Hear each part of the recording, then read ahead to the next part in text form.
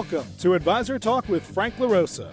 Brought to you by Elite Consulting Partners, it's the only podcast offering unfiltered guidance and direct advice for all things concerning financial advisors, RIAs, and the practitioners in the wealth management business. Learn more and subscribe today at eliteconsultingpartners.com/podcast. And now, here's your host, Frank LaRosa. Hey everybody, welcome to Advisor Talk with Frank LaRosa. I am your host, Frank LaRosa. We are back here in our studio. So for those of you that are not watching us, they should be watching us on YouTube. You'll be able to see what our studio looks like. Pretty cool. We're here all the time, or we should be here more. But today I'm joined by Elite Consulting Partners' new Director of Business Development, Thom Powers. Thom, welcome to the show. Welcome to the firm. Thom and I have known each other for a little while at some of his former broker-dealer that he worked with. And today we're gonna talk about an interesting topic. And it's a topic, as you like to put it, like independence versus independent, right? It took me a little while to understand that. Maybe it was because it was first thing in the morning. I'm only on 2 teas, so haven't had my third tea yet to process that. But before we get into independence versus independent, and what does that mean for advisors that are looking to transition out of a W-2 structure, right? Doesn't matter whether it's wirehouse or whatever. Give the audience an introduction to who Thom Powers is and why should they be listening to the things that you have to say? First of all, thanks so much, and couldn't be more excited to be here. In the 30 years in the business, starting off as an advisor, I've been blessed to really have every seat on the bus in every geography and every distribution channel. And what's that really afforded me is to have a lot of conversations with a lot of advisors, both with the firm, externally, in a myriad of different channels. And those experiences have fostered a conversation around this topic of independent versus independence. And it was relevant 30 years ago, and it's even germane today. And I'd argue even more important when we go through that discovery of, boy, if I'm really at a branch type W-2 environment, I'm thinking about leaving, what does that look like? And how should I think through that paradigm? And in which lens in which I should see the world? Interesting. So I'm a W-2 advisor. I'm $1 million producer. Doesn't matter what firm. And I'm thinking about this whole move to independence, breakaway. What are the things that I should be thinking about? And what's the difference between being independent and having independence? Yeah, boy, I wish we had more than 2 hours in this podcast, but that's such an exciting topic, and it's the discovery process, right? I think it's bifurcated in the sense of when folks think of a word or nomenclature like independent, what does that mean? What does that really mean for somebody? Is that a type of structure? Is that a type of environment? Is that a feeling? Is that a control? And I really love doing that deep dive discovery with that advisor and take them through from independent to independence. And the deeper we go into what they're really looking for, what answers their why, what's congruent with their values and beliefs, and how can we align that? What I find is the propensity for them to move from independent to independence materially increases, that this might not have been what they really wanted, but this is. And that can start at the first level of, okay, is that first jump to that soft landing of a support independence branch model, or is it an independent broker dealer? Or maybe the next iteration is hybrid. And then we get to RIA, and I think that's the second conversation that repeats itself. Right. So if I'm hearing you correctly, an advisor that wants to join, and we have these conversations all the time. Someone says, well, I want to go independent. And you ask them, well, what does that mean to you, right? Because there's you're running your own shop, having your own office, brick and mortar, having your own staff, making all the decisions for you on behalf of the firm, not for you, but for your firm. And you're affiliated with a broker-dealer or you're affiliated with an RIA. Maybe you're not an IAR, you're affiliated with I guess if you were affiliated with an RIA, you would be an IAR. Mm-hmm. We'll get into that because people get that mixed up all the time. They say, well, I'm an RIA. We're like, no, you're not. Right. You're not a corporate entity. Yep. You're an IAR at an RIA. But so being independent, a lot of people think that that's what they have to do. But the reality is, some people want to feel like they're independent. Mm-hmm. They want to have control of their messaging, the control of their brand, control of, I'll say control of how they make investment decisions. But I think for the most part, most firms let advisors have that control. But where some advisors feel like they get stuck or they're trapped, and you might be one of these advisors right now thinking about that, is I can't run my own office. I can't I don't know how to lead staff. I don't want to have to make the decisions on all the expenses and manage the P&L. Mm-hmm. So screw it. I'll just stay at Morgan Stanley or Merrill Lynch or whatever. It doesn't matter what firm, W-2 firm. And that's actually not the final decision, because having a level of independence and being independent can mean affiliating with a broker dealer that has a location. You drop into it. You're running your own practice. You're part of an ensemble team where maybe there's 4 or 5 other advisors in the office. You're not sharing practices, right? You're not merging businesses, but you're getting all the support that you want from the organization, and you're still independent. Is that what you're really talking about? That level of like, hey, I want a brick and mortar. I don't want a brick and mortar. I want to work from home. Or, that's on the broker dealer side, and you get into the RIA space. Mm-hmm.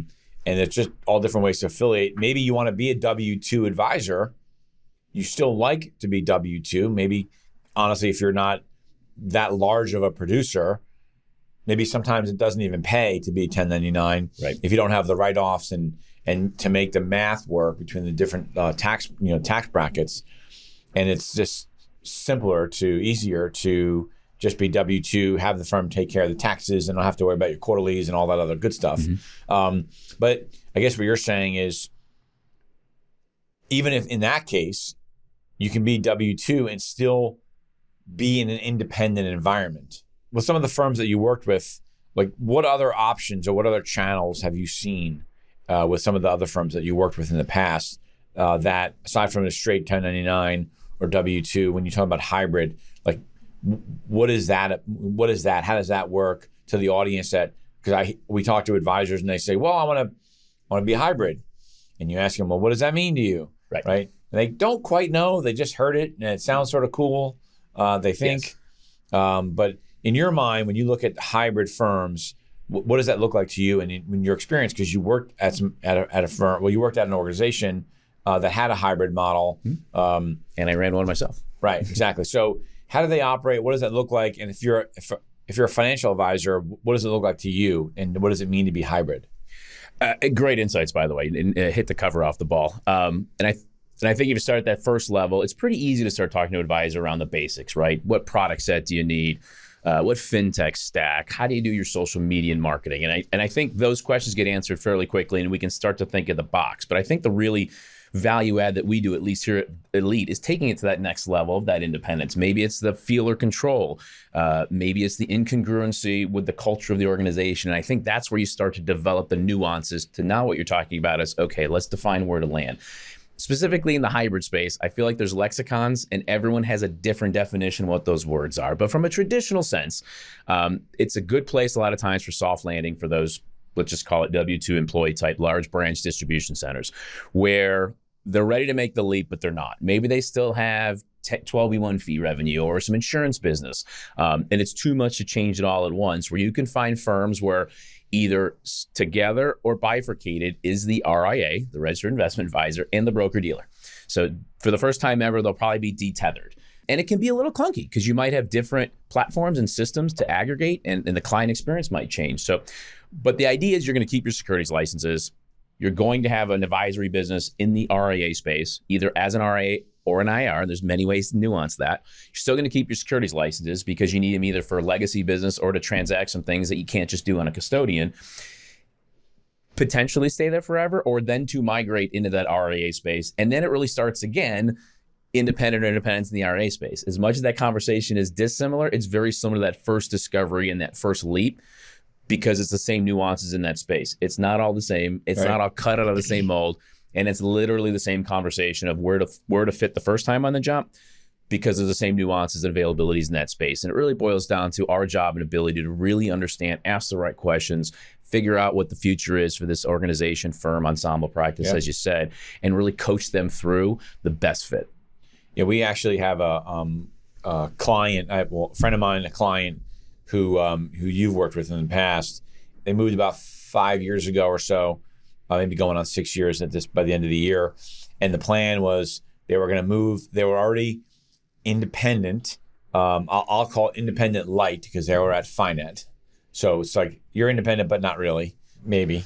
one could argue that you're really not, but you just tax differently. Right. And the plan, oh, I should say the plan, but the conversation was about where do we want to be long term? And long term, they wanted to, at that point, they thought they wanted to have their own RIA, right? But maybe they weren't ready for it at the time. This is Brian. And so they weren't ready at the time. So the strategy that we came up with is let's move you to a hybrid firm. We moved into Triad Advisors. They had all their brokerage business, which wasn't it was enough to be meaningful that they couldn't get rid of it and couldn't transition it over to advisory, overnight. So you put all the brokerage business with Fidelity, and then the plan was to have all their advisory business with Schwab, because they knew if they wanted to down the road, they could break away from Triad as part of their corporate RIA, right? Build out their own RIA, but still use Triad for middle and back office support. That was the plan, and I'm happy to actually say that starting in they're actually going through this process right now. That obviously they did a conversion from TD to Schwab, which went really well, he said. And nothing's perfect, but I think for the most part it went well. But they actually are going to be lifting out, it's public knowledge and everybody knows, so it's not like a secret. But they're lifting out in January to their own RIA. So now they're going to, because they wanted more independence, right, and freedom than Triad, and it wasn't that their Triad was doing anything wrong. They just outgrew the firm, right? Because when you're on somebody's corporate RIA, you sort of have to follow their rules, right? Whether you like them or don't like them, whatever it is, right? And the bigger the corporate RIA is, probably the more rules they're going to have. It's hard to facilitate one set of rules for everybody. Yeah. Right. And so this is the next evolution of their business, and I'm really happy that I was able to help them with that and just come up with the right strategy, because they are now moving further down the path to complete and total independence. I'm not sure. I don't know what they're going to do with their brokerage business yet, but that's neither here nor there. But the point is like there's these evolutions of independence. How much do you want to do? Now, for them, they already had their at the very beginning when we first started engaging with them, they already had their own office, they already had their own building, they already had their own staff. But the conversation was very much the same, like you were talking about. Where do you want to be? Like, where are you trying to end up? So if you're an advisor and you're at a wirehouse firm, you need to be thinking about not like, I want to get out of here. Where should I go? That's going to be the easiest, quickest way for me to get out of here. It's really about where do you want to end your career? What's your long-term plan? That's what you have to think about, because you want to go to a firm that you're not going to outgrow. And I see too many advisors doing that. They go to these firms, because it's a small firm. Okay, there's some great things about small firms, but some of the not great things about small firms, especially if you're a large practice, is they might not have the staff and the team and the technology or the money to invest in capital to support your level of practice. Scale matters. Yeah, so scale matters, right? And look, there are some great small broker dealers out there. We work with many of them, and there are a lot of positives to those firms. But their pitch to them, it's sort of like when I was a new advisor, right? When I was a brand new advisor, I was 23, 24 years old, right? So I had to turn my age, right, into a positive. Right. So the positive was, Mrs. Jones, I'm newer in the business, but I've learned from the experienced guys. I don't have all those clients. I'm going to really service you really well. Like, I'm going to be here for you all the time because I don't have some $1 million book of business like these other guys. So I had to spin it, and it was a good spin, and I did it well as an advisor. It's the same thing with these small broker dealers. Absolutely. Right? Well, they have to spin. Well, we're small, we're nimble, you're nimble. Yeah, you are nimble, but if you don't have the money to invest in various technologies, what's the point of being nimble? Right? If you can't move because you can't afford the new tech. But so my point is like, you have to just, when you're thinking about making a move, and I think advisors tend to, if you're making a move in an environment where there's a lot of turmoil, right? Maybe your firm just got it, just announced that your firm's being bought out. And now all of a sudden it's like, you're getting inundated with phone calls, and you have to make a decision. Do I stay? Do I go? Sometimes you can make not a wrong decision, right? But it's always good to explore your options. Absolutely. I won't say every year, but every once in a while, just like you do an annual review of your client's practice, your client's business, you should do an annual review of the broker dealer or the RIA that you're with. Are they giving you the things that you need to satisfy your business needs, your clients' needs? And if they're not, then you reach out to us, right? You work with a consultant. I would say you need to work with a consultant. And now that it's interesting, and maybe we can talk a little bit about this, and we weren't planning on talking about it, but I would like to hear your perspective now that you're on the what I say the other side of the consultant table, right? Absolutely. And what I mean by that to my audience is a third party recruiting and consulting firm, right? We have the privilege and the ability to work with a client and bring them to just about any firm that they want to go to. When you're working with a recruiter at a firm, and it might be a good firm, so this has nothing to do with whether the firm is good or not good, right? Right.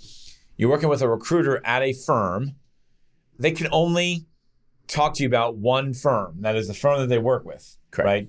And they're going to tell you why their firm is the best thing since sliced bread, right? And a bag of chips, as my friend Ron Salt used to say.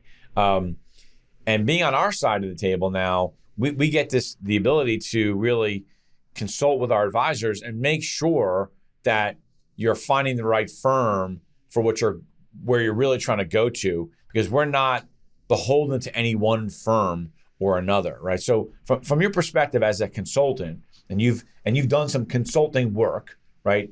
As on your own, meaning as your own organization, and you've been here now for a little while.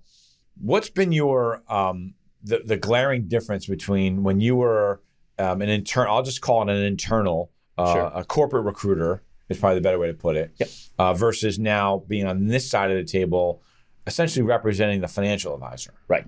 And that's the exciting part. And that's why you probably see a smile. That agnostic ability to really not have to be prescriptive, but dive deep and really understand them. And that alignment between I'm working for you, I'm seeking out the best interest for you, and hopefully I'm uncovering a lot of things that you haven't thought about just because we've done this 1,000 times and seen it. So it's so much more fulfilling for me. It answers my why to be able to get folks to the right house. And what a perfect example before, from independent to independence, the organization you were talking about, because they actually went for independence and now they have enough scale in the RIA space to be independent. And it's fun to live through that whole iteration, that generation, changing concepts that we can help folks to get ultimately, maybe not get to where they need to go today, but better positioned to facilitate them executing on their why and their goals, because ultimately their clients is what matters to them, and our clients matter to us. And we're all successful if there's alignment and everybody's successful. So it's so much fun to put the advisor first as they put their clients first.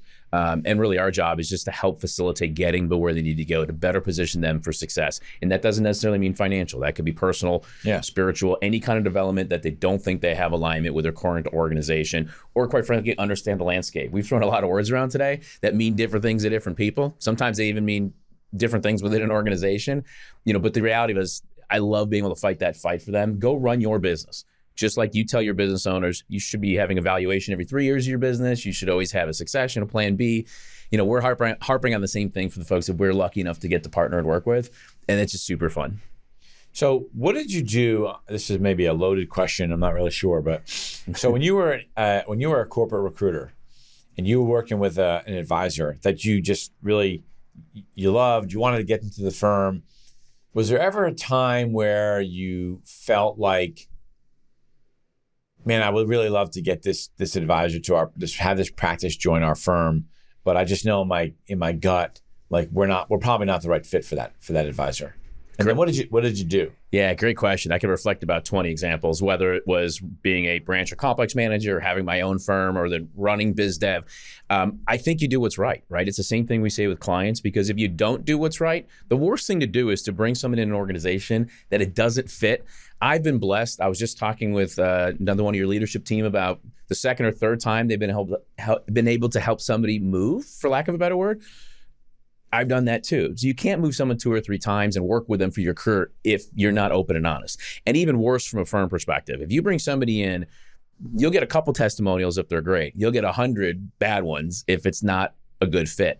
So whether you're working on a P&L, working with finance or compliance or whatever the disconnect's going to be from a product perspective or how they want to market, if there isn't 100% alignment, I would tell all the organizations and the corporate recruiters, walk away. It's not worth your bonus or whatever commission you're going to make, because at the end of the day, it's not right for them. It's not right for your organization. It's not right for the client, which ultimately is who we're supposed to support. And it will permeate the industry. Yeah. As we've all been around a long time, it's getting smaller and smaller and smaller.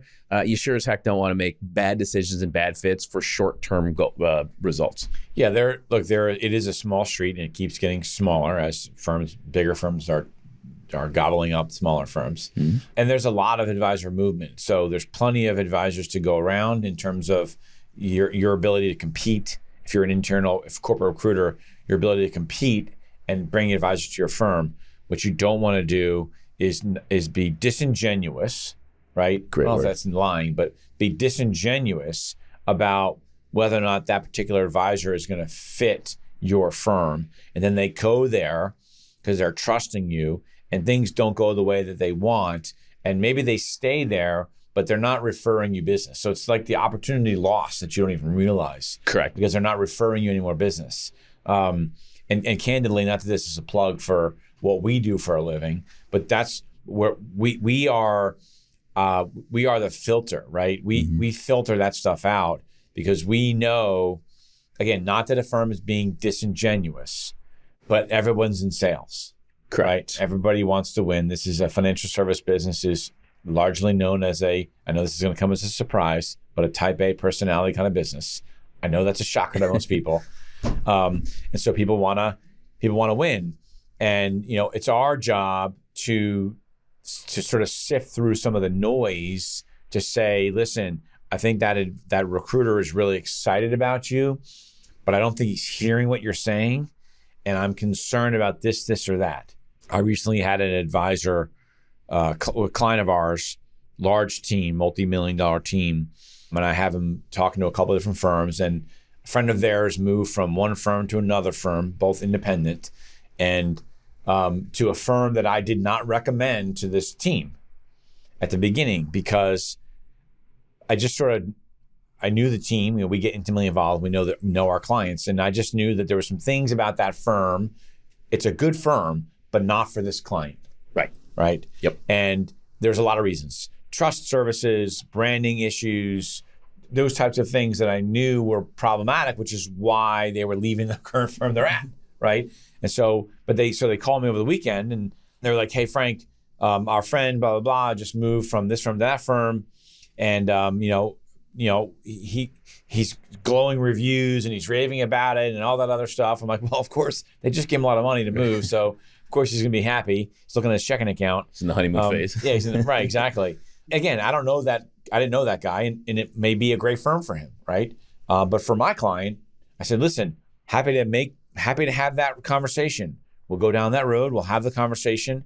I'm just not sure it's going to be where you're going to end up based on the things that you've told me. Right. Again, it's not a bad firm. I like the firm a lot, but it's our job.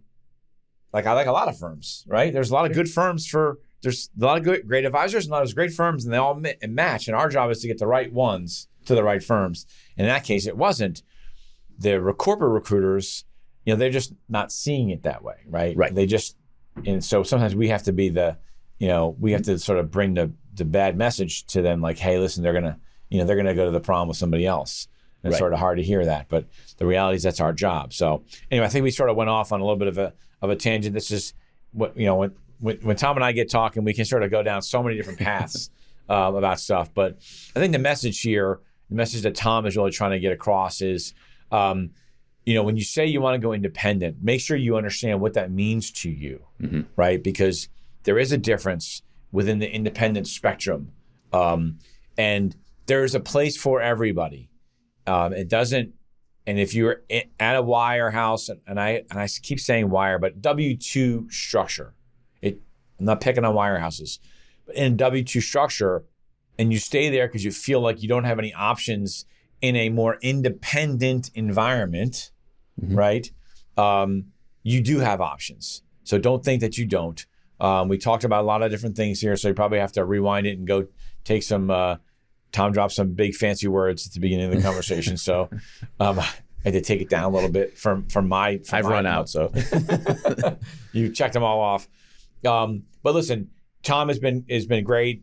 He's had a lot of experience. He's come from a great background, a little bit of everything in terms of the W-2 world, the independent space, the hybrid space, the consulting space, the RIA world. So he's done a lot of stuff. He's got a lot of knowledge. That's why I'm thrilled to have him here as our director of business development and really help our team help financial advisors. We're continuing to expand our RIA platform and servicing those advisors, which has been tremendous. He's continuing to help us expand our fractional CMO services, which is becoming a huge thing. Again, talking about independence, being independent, the ability to brand yourself and the way you want sounds great and it's an awesome idea, but if you don't know how to do it, it's a futile effort. And so what we're finding is we're attracting a lot of independent advisors, RIAs, even asset managers that are coming to us and using our fractional CMO services, which is tremendous. So if you have any interest in that, just reach out to us. But anyway, Tom, thank you very much for being part of this show. It's good to be back here in our studio. We're going to be doing this more, which has been great. And I look forward to having you back on with more topics. Wonderful. Thank you so much. Thanks, everybody. And don't forget to like and subscribe. If you're listening to this on our podcast, you should go to our YouTube channel. You'll be able to see what these two good-looking gentlemen look like, both wearing our nice blue shirts. So we're fortunate to have this here, and I appreciate the audience. I appreciate everything that you all do, the great comments, the feedback that we get. It's why we do what we do. If this can help one person, then we've done our job. So thank you very much, and we'll see you next time. Thanks for listening to Advisor Talk with Frank LaRosa.